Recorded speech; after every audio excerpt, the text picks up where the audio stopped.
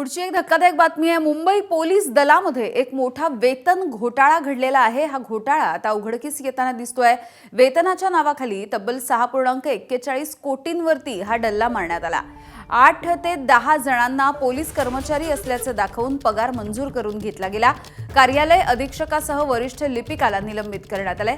Samta Nagar police ठाण्यामध्ये या गुन्ह्याची नोंद झाली आहे। शासनाची फसवणूक करणं, पुरावे नष्ट करणं, कट रचणं या सगळ्याचा या गुन्ह्यामध्ये समावेश आहे। कार्यालय अधीक्षकासह वरिष्ठ लिपिकाला निलंबित करण्यात आलं।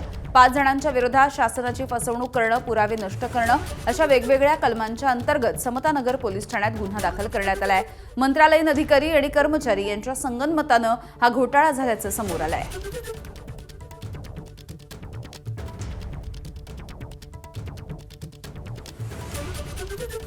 माजी गृहमंत्री अनिल देशमुख आणि काँग्रेसचे प्रदेशाध्यक्ष हर्षवर्धन सपकाळ यांनी या वेतनाच्या घोटाळ्यावरती नेमकी काय प्रतिक्रिया दिली बघूया। मला अतिशय आश्चर्य वाटतं की कशा पद्धतीनं पोलीस नसताना सुद्धा त्यांना वेतन देण्यात आलं। हा प्रशासनातला प्रशासकीय ही संपूर्ण बाब आहे।